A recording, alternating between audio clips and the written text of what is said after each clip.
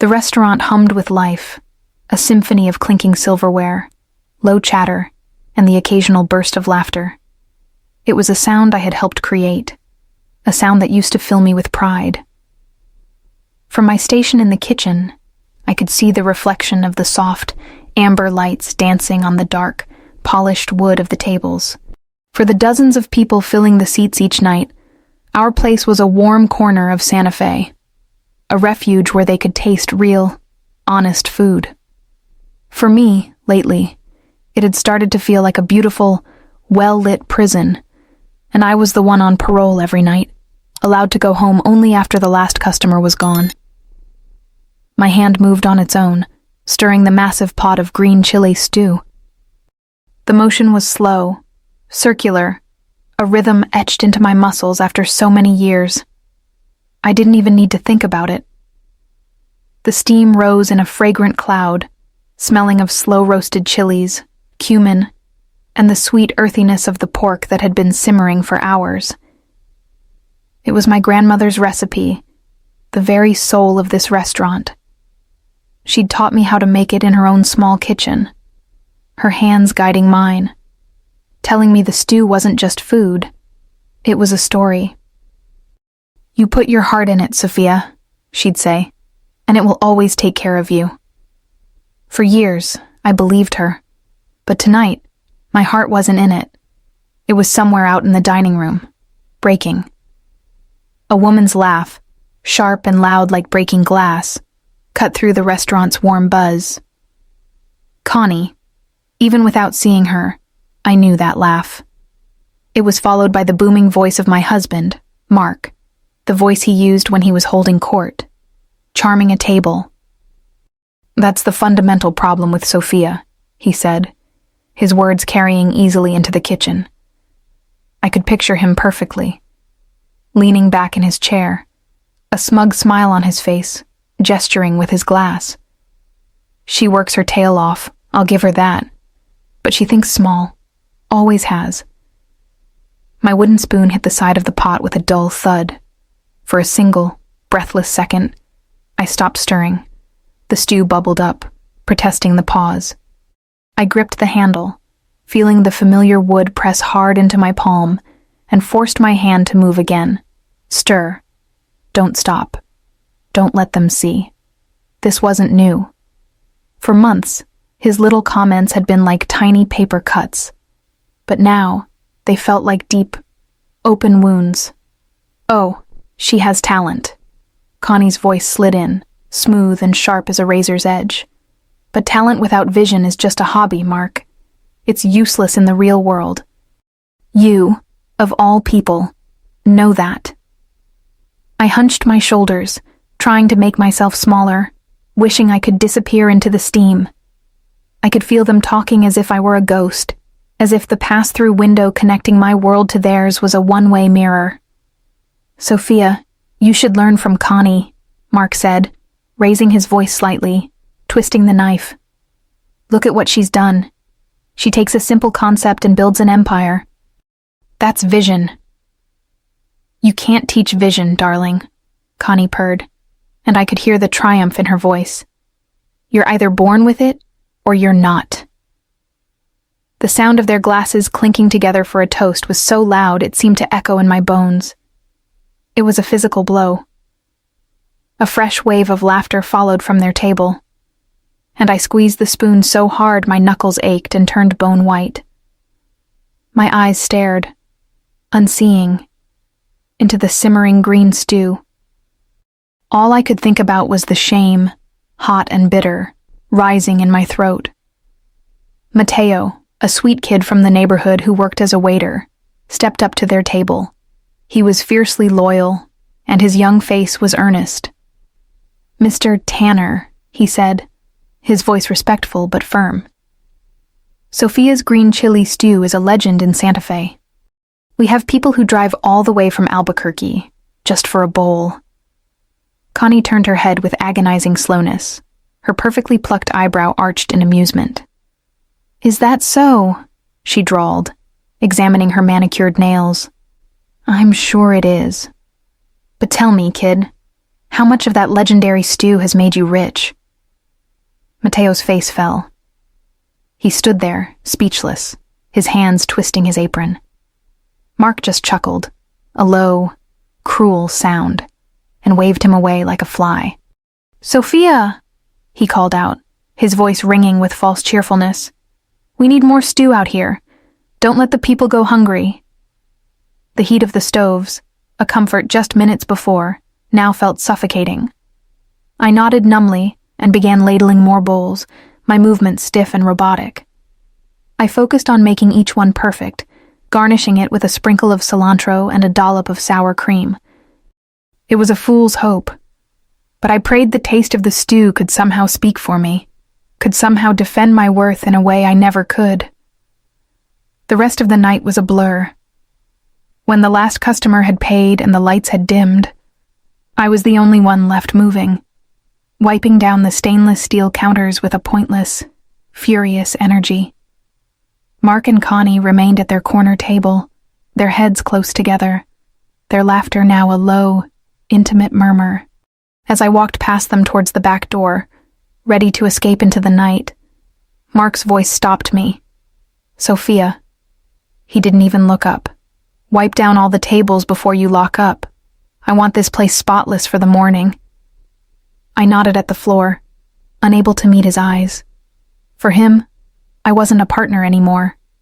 I wasn't the woman whose hands created the food that paid for his expensive watch and Connie's fine wine. I was just the help. Stepping out into the crisp, cool Santa Fe night, the scent of piñon smoke in the air, I looked back through the large front window. I saw them there, two figures in the dim light, already inhabiting a world that I was no longer a part of. I didn't know what my next step would be, but a fire was lit in the pit of my stomach. This was the last time. This would be the very last time I ever let anyone make me feel so small. The key in the lock of my own front door sounded like a stranger's. I stepped inside, and the silence of the house rushed to meet me, a thick, heavy presence that was so different from the artificial quiet of an empty restaurant. This silence was personal. It was made of all the words we weren't saying anymore. The old grandfather clock in the hall ticked, each sound a tiny hammer striking the emptiness. I walked through the dark house to the kitchen, the only room where I'd left a light on. It was a habit. I always left a light on for him. My body went through the motions of coming home. I untied my apron, the fabric smelling of chilies and onions, and folded it with the same precision I'd used for 20 years, hanging it on its hook by the door. My fingers grazed the worn cloth, and a ghost of a memory surfaced. Mark, years ago, wrapping his arms around my waist from behind as I stood at this very stove, whispering in my ear how the whole house smelled like me, like home. The memory was so vivid it made my chest ache. It felt like a story about two people I didn't know anymore. I wasn't hungry, but I knew I needed to eat. I ladled a small amount of stew into a familiar clay bowl and sat down at the head of the oak table, in my usual chair. His chair across from me was starkly empty. It seemed to accuse me. I ate mechanically, each spoonful tasting of nothing but loneliness. It wasn't food. It was just fuel to get me through the next few hours. The clock struck midnight, and then the front door opened. The sound of his keys, not being turned in the lock, but being dropped, tossed, onto the entryway table, was the first sign that this night was different. It was a sound of finality. He walked into the kitchen, and before I saw him clearly in the dim light, the scent hit me. It was a perfume. Not just any perfume, but a specific one. Strong, floral, expensive. A scent that had clung faintly to his shirts for weeks. A scent he had explained away with lies about meetings and crowded rooms. But this was different. This was not a faint trace. This was a cloud of fragrance that had soaked into his skin, his hair, his clothes. It filled the kitchen, smothering the familiar, comforting smell of home. It was Connie's perfume, and it was the scent of betrayal. He moved into the room with an unnerving calm, undoing his tie. He didn't look at me, but at the clock on the wall, as if he were just a visitor checking the time. "You're late," I said, my voice barely a whisper. It wasn't an accusation. It was a statement of a truth that no longer seemed to matter. "You won't have to worry about that anymore," he replied, his voice flat and devoid of emotion. He slid the heavy gold watch from his wrist. It was a gift I'd saved for a year to buy him for our anniversary. He placed it carefully on the table between us, the gold glinting under the single light. The gesture was deliberate, almost theatrical. I said nothing. I just stared down at my bowl, watching a bit of steam curl up and disappear. My whole world was tilting on its axis, and all I could do was watch a wisp of steam vanish into the air. He finally looked at me, his eyes cold and distant. "I'm moving in with Connie." The words hung in the air, heavy and suffocating. I had been expecting them, in a way. I had felt them coming for months in the growing distance between us, in the late nights and the lame excuses. But hearing them spoken out loud, here in our kitchen, was like having the wind knocked out of me. My face felt numb, my hands frozen around the warm bowl. He wasn't finished. He took a breath and delivered the final, killing blow. "She offers me what you never can." It was said so simply, with such cruel certainty, as if he were discussing a business deal. My world, our life, reduced to a transaction where I was the losing party. Slowly, as if moving through water, I stood up. I carried my bowl to the sink and turned on the faucet. The rush of hot water was the only sound. I couldn't speak. What was there to say? Arguing or crying would be like pleading with a statue. He was already gone. He picked up his tailored jacket, slung it over his arm, and walked out of the kitchen. The scent of Connie's perfume trailed behind him, a ghostly presence that coiled itself around the furniture, the curtains, my very own home. The front door clicked shut, and then there was only silence. I stood at the sink, my hands gripping the cold, hard edge of the counter, until my fingers ached. That night, I climbed the stairs to our bedroom. Her perfume was even here, a faint trace on the pillows. I lay on my side of the bed, staring at the vast, empty space he had left behind. There were no tears, not yet. There was only a cold, quiet emptiness. And in that emptiness, a tiny, hot spark of something new and hard began to glow. It was the beginning of a fire. The first night was the longest. I lay in the dark, listening to the house settle around me. Every creak of the floorboards, every sigh of the wind outside was a sound I'd never noticed before. Now, in the crushing silence Mark had left behind, they were deafening. I kept thinking I heard his car in the driveway, the jingle of his keys. My body was still tuned to his rhythms, waiting for a presence that was never coming back. The space beside me in the bed was not just empty, it was cold, a void that seemed to pull all the warmth out of the room. Morning came, not with relief, but with a flat, gray light that exposed the emptiness of the house even more starkly. I walked downstairs into the kitchen, the scene of last night's execution. His gold watch was still on the table, a glittering accusation. I picked it up. It felt heavy, cold, and foreign in my hand. Without a second thought, I walked to the trash can and dropped it in. The soft thud it made against a paper bag was deeply, strangely satisfying. For days, I moved like a ghost in my own home. I found a kind of refuge in mindless tasks. I cleaned closets, scrubbed floors, washed windows, anything to keep my hands busy and my mind from thinking. But my thoughts were traitors. They would ambush me when I least expected it. I'd be folding laundry and find one of his old t-shirts, and the familiar smell would knock the air from my lungs. I was erasing him from the house, but I couldn't erase him from my memory.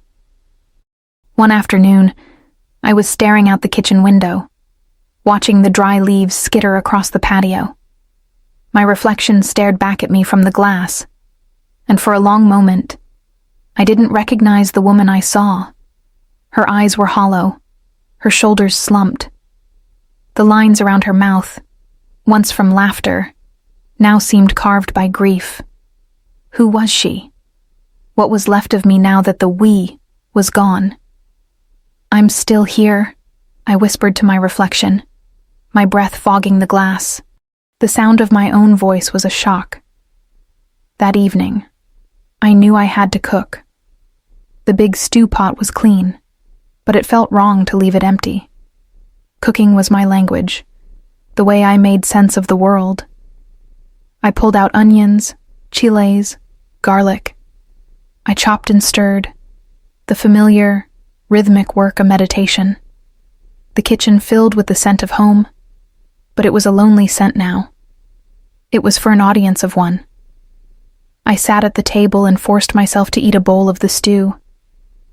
Every bite was a struggle. It tasted like ash in my mouth. My throat was tight with unshed tears. Mark's words echoed in my head. "Think small, useless, what you never can." I wanted to give up, to push the bowl away and crawl back into bed. But then I thought of my grandmother. I thought of the strength in her hands, the pride in her eyes when she taught me her recipes. She had survived so much more than a broken heart. I picked up the spoon again. Each bite was a battle, a small, silent war against his voice in my head. I finished the entire bowl. It wasn't about hunger, it was about survival. It was an act of silent resistance, a refusal to be broken. I washed the bowl and placed it carefully in the drying rack. I turned off the kitchen light, plunging the room into darkness. But as I stood there, I looked towards the front door, the door he had walked out of. It was no longer just an exit.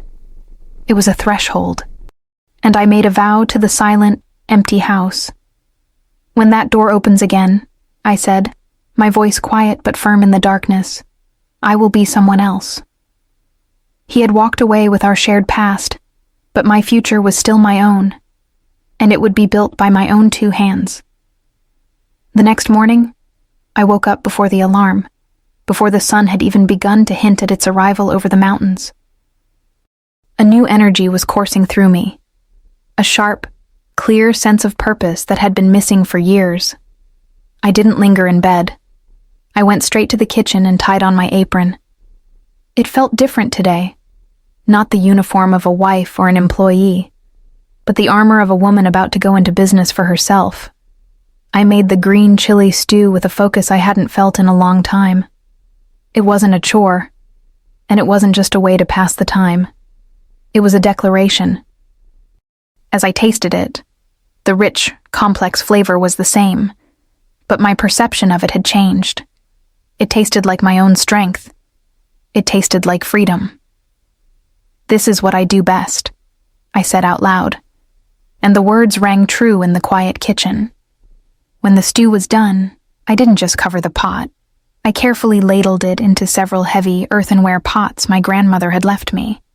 I wrapped them in clean tea towels to keep them warm and packed them securely into 2 large wicker baskets. I found a piece of sturdy cardboard and a marker, and in my neatest handwriting, I wrote, "Sophia's green chili stew, a taste of home." The sun was just casting its first golden rays over Santa Fe as I walked out the door. The baskets were heavy, a strain on my arms, but it was a good kind of ache. It was the weight of my own work, my own product. I walked with my head held high toward the central plaza, where the Saturday farmers' market was just coming to life. Vendors were setting up tents, the air filled with the smell of fresh coffee and pastries. I found an empty space under the shade of a big cottonwood tree. My hands trembled slightly as I unfolded a small card table and covered it with a simple, clean white cloth. I propped my handwritten sign up against one of the pots. Then I sat down on my little folding stool, took a deep breath, and waited. For the first hour, it felt like a terrible mistake. People streamed past, their eyes scanning the colorful displays of vegetables, baked goods, and local crafts, but they barely glanced at my humble setup. My heart pounded with anxiety. I felt small and foolish. The temptation to pack it all up and run home was overwhelming. Just as I was about to give in to my fear, an elderly woman, her face a beautiful map of wrinkles and her gray hair in a long braid, stopped in front of my table. She closed her eyes and inhaled deeply. "Oh, my," she said softly. "That smell takes me back. My mama used to make a stew that smelled just like that." My breath caught. Would you like to taste some?" I asked, my voice shaky. I ladled a small sample into a paper cup.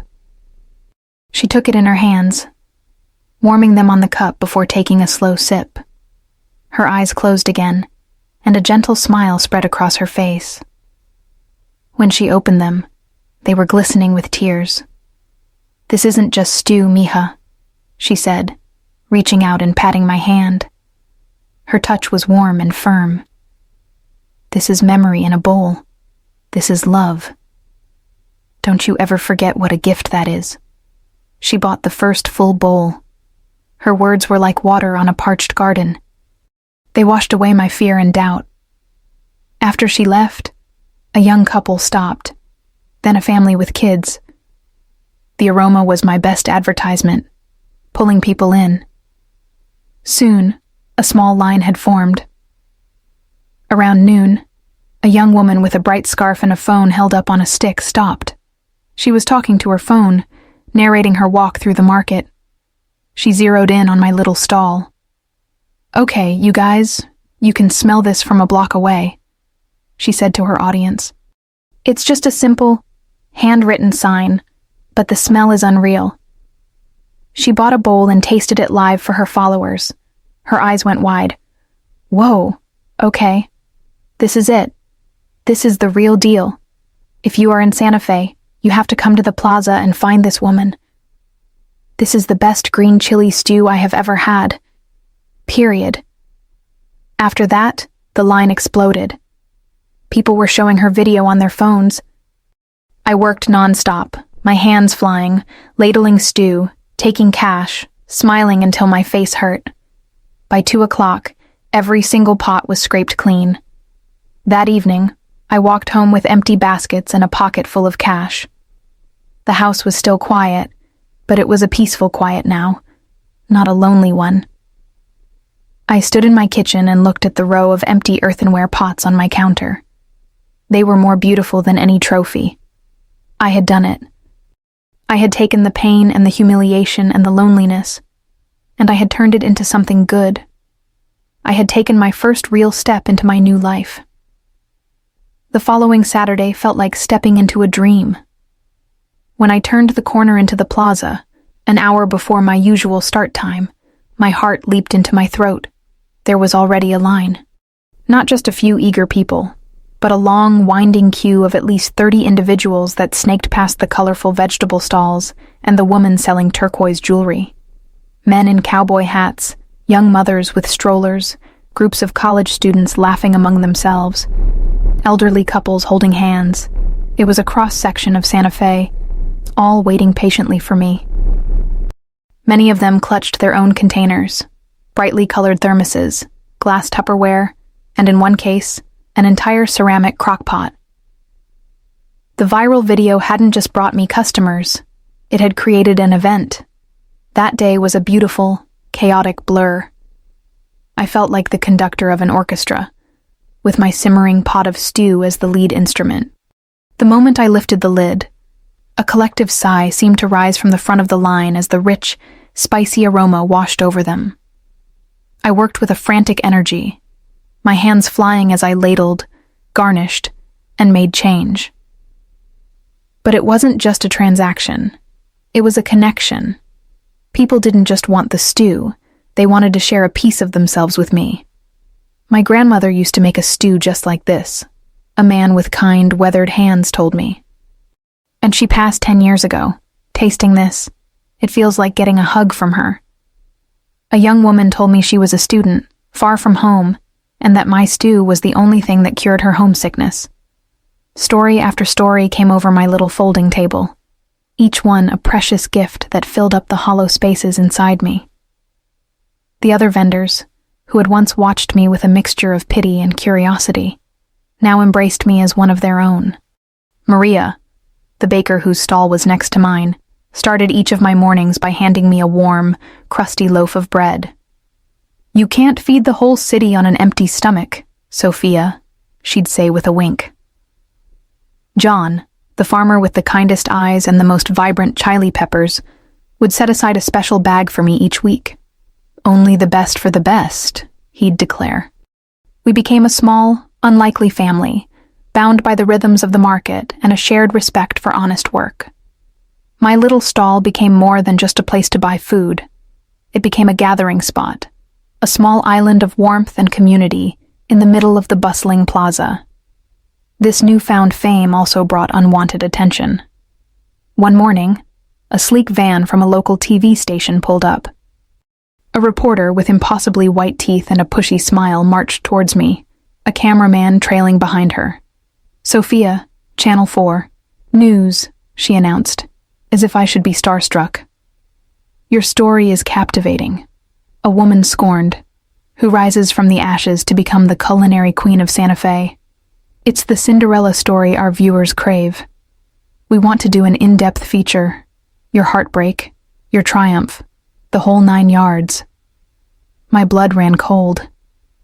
She wanted to parade my deepest pain on the evening news, to turn my quiet dignity into a cheap soap opera.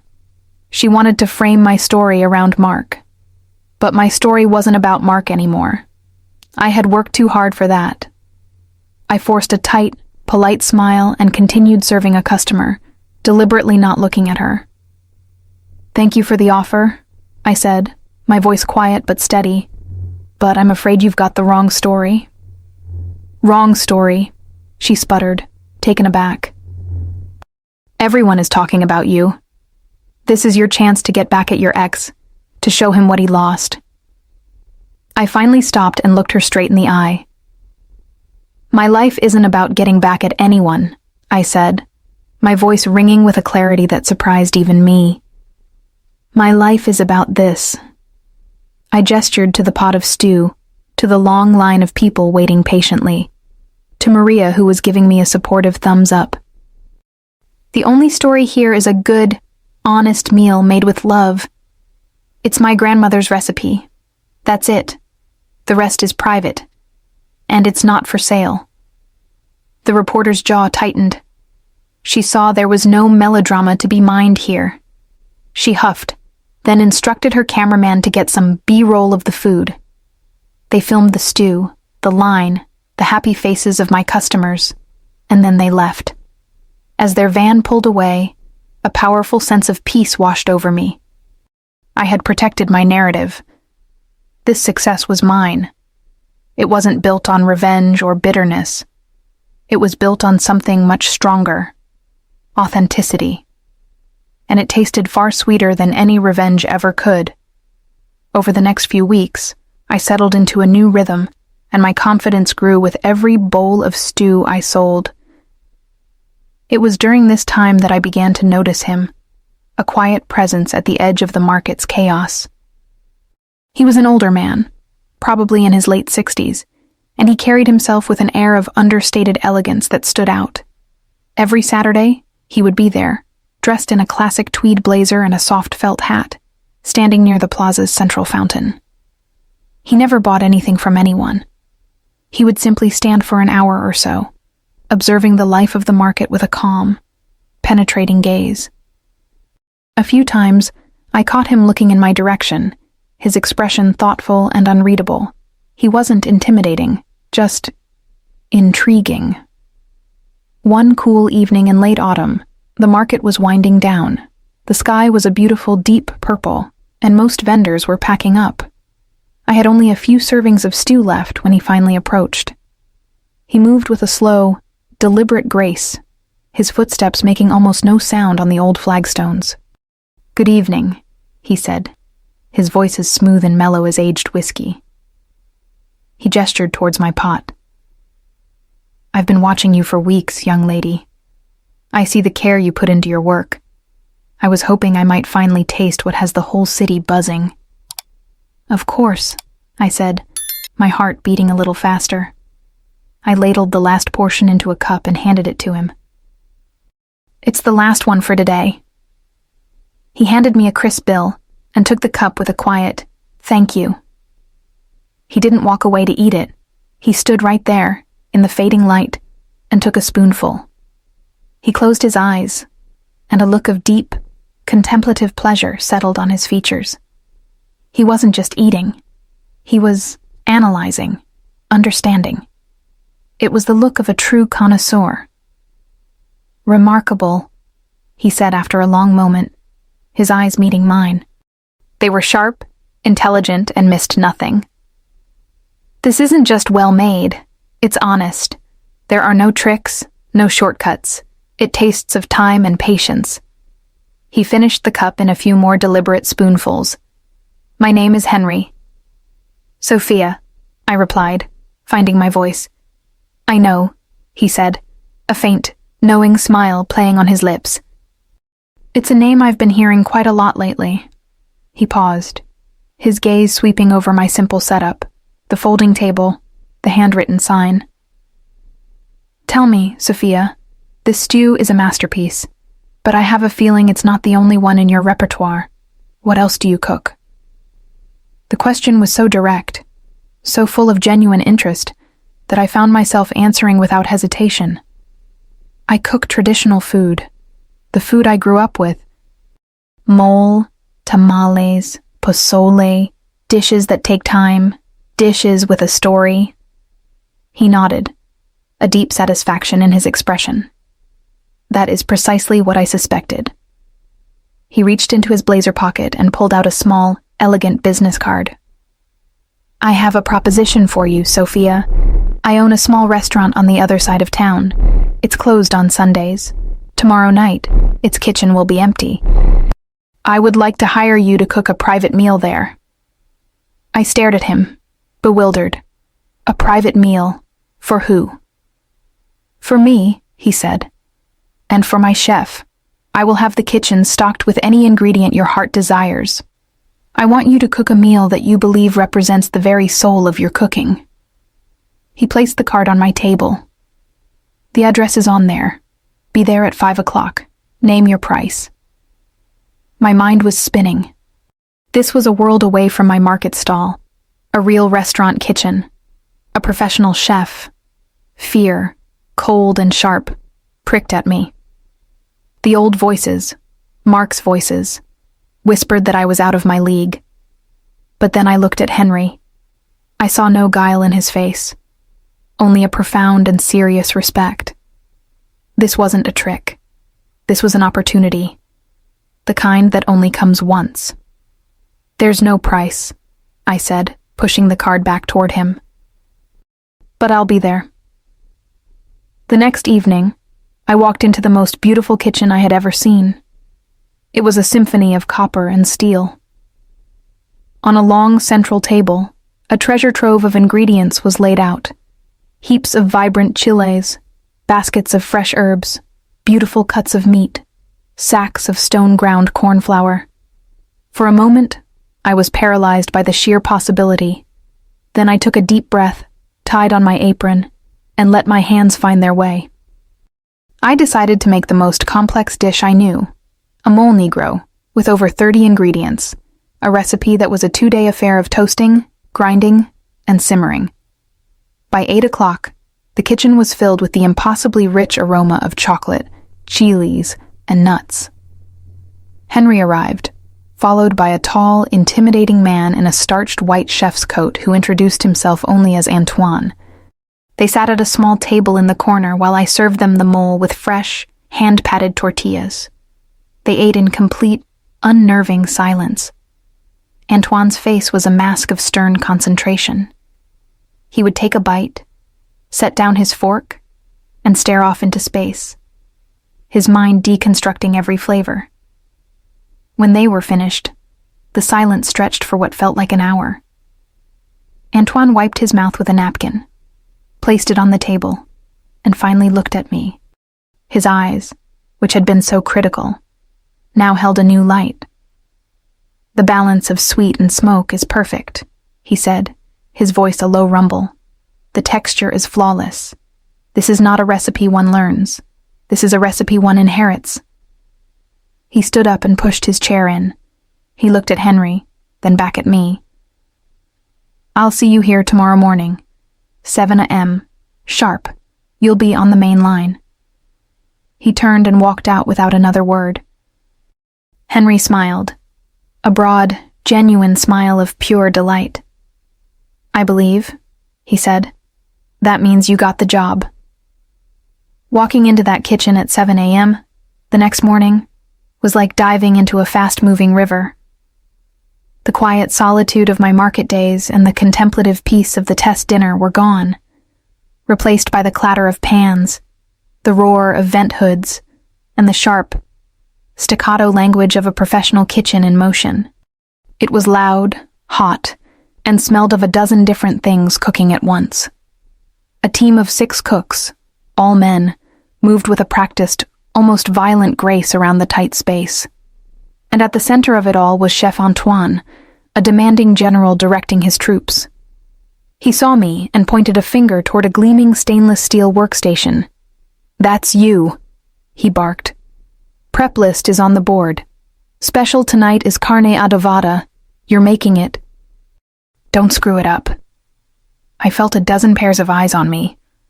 I was the new person, the outsider, the market lady. I could feel their doubt like a physical weight. One of the line cooks, a wiry young man with a permanent scowl, deliberately bumped my shoulder as he walked past. "Don't get in the way, sweetheart," he muttered. I ignored him. I ignored them all. I took a deep breath, read the prep list, and got to work. My station was my island. I focused on the task in front of me, my movements becoming a meditation.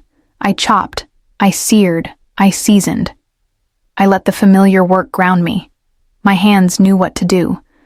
The kitchen was louder, the stakes were higher, but the food was the same. It was honest. The day was a grueling marathon. Orders flew in, and Chef Antoine shouted them out. The printer spit out ticket after ticket. It was a relentless rhythm of searing, sautéing, plating. But as the hours wore on, something shifted. The scowling cook, whose name I learned was Rick, found himself in the weeds, hopelessly behind on his orders. Without a word, I reached over to his station and started plating his dishes, my hands moving in sync with his. He shot me a surprised look, but there was no time to talk. We just worked, a silent team, until he was caught up. Later, during a brief lull, Rick came over to my station. He wiped his brow, the scowl gone, replaced by a look of grudging respect. "Hey," he said. "Thanks for that. I was drowning." "We're a team, right?" I said with a small smile. He nodded. "Yeah, we are." From that moment on, I wasn't an outsider anymore. I was one of them. The weeks turned into months. Chef Antoine was a tough, demanding teacher, but he was brilliant. He pushed me harder than I'd ever been pushed. He would taste my food and challenge me. "And the flavor is there, Sophia, but it's rustic. How do you elevate it? How do you make it elegant without losing its soul?" He taught me about plating, about balancing textures, about the fine art of turning home cooking into haute cuisine. And I, in turn, shared the secrets of my grandmother's kitchen, the slow, patient methods that couldn't be learned in any fancy French school. We forged an unlikely partnership built on a shared, deep-seated respect for food. My last day at the farmer's market was emotional. I went not as a vendor, but as a visitor. I hugged Maria and John. I bought bread and tomatoes. The elderly woman with the long gray braid found me by the fountain. She took my hands in hers. "I knew it," she said, her eyes shining with pride. "I told you the world would find you." I thanked her, my throat tight with emotion. I looked at the spot under the cottonwood tree where my little table used to be. It was the place where my life had cracked open and started anew. It had been my beginning, but I knew, with a certainty that settled deep in my bones, that it was not my end. 6 months after I first walked into his kitchen, Chef Antoine and I had transformed the restaurant. It was now the hottest ticket in Santa Fe. A food critic from a major national newspaper had come in, unannounced, and written a glowing, full-page review, calling our collaboration a masterful blend of tradition and innovation, and my mole a life-changing experience. The night that review came out, Henry brought a case of champagne into the kitchen after service, and the entire staff, from the dishwashers to Chef Antoine, toasted me. As I stood there, surrounded by my new family, their faces beaming with pride, I felt a sense of belonging I had never known, not even with Mark. I had found my place. I was happy. I was settled. The past was finally beginning to feel like a story that had happened to someone else. One evening, after a particularly busy Saturday night, Henry called me into his quiet, book-lined office. He poured me a small glass of brandy and sat down behind his large mahogany desk. "I had another call from my friend Leo in New York," he said, getting straight to the point. "The producer. His project is finally moving forward. They have their star, their financing, and they still don't have a food consultant." My heart gave a little jolt. I hadn't thought about that offer in months. "He's a bit desperate," Henry continued with a wry smile. But he asked me again about the genius Chile chef from Santa Fe. "He wants you to fly out next week, all expenses paid, just to meet with him and the director. He wants you to hear their vision." He leaned forward, his expression serious. "He put Leo on the phone so I could introduce you." Before I could protest, a new voice, crackling with energy, came through the speakerphone on Henry's desk. "Sophia, Leo here. Henry tells me you're a miracle worker. We're trying to recreate the world of the 1910s American West, and we need food that looks and feels real. We need soul. Henry says you're the one." I was speechless, my mind racing. Leave Santa Fe? Leave this kitchen? Leave my home? The first place I had ever felt truly safe and respected? The thought was terrifying. It felt like tempting fate, like flying too close to the sun. The old fears, the voice of Mark telling me I was small and foolish, began to whisper at the edges of my mind. I don't know," I stammered, looking at Henry with panicked eyes. "I'm not a consultant. I'm just a cook." "Sophia," Henry said, his voice cutting through my fear, calm and steady. He motioned for me to sit. "5 years ago, would you have ever imagined you'd be the most celebrated chef in this city?" "No," I admitted. "A year ago, did you think you would have the courage to leave your husband and start over with nothing but a pot of stew?" "No, never." "Exactly," he said, a powerful conviction in his voice. "Your life has already proven that you are capable of more than you can possibly imagine. Fear is the enemy of growth. This is not just a job, Sophia. This is an adventure, an open door to a world you deserve to see." He paused, letting his words sink in. "What's the worst that can happen? You go, you listen, and if it's not for you, you come home. But what if it is? What if it's the beginning of everything?" I looked at him. At this kind, wise man who had seen something in me when I saw nothing in myself. He was right. Fear had kept me in a cage for 20 years. I refused to let it build me a new one. I took a deep, shuddering breath and leaned toward the phone. "Leo," I said, my voice shaking only slightly. It would be an honor to meet with you. Just tell me when and where." The adventure was beginning. New York City was waiting.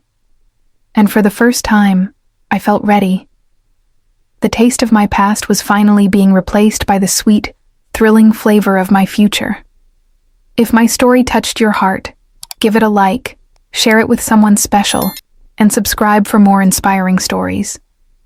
Tell me in the comments. Think of the ending. Leave your thoughts in the comments below.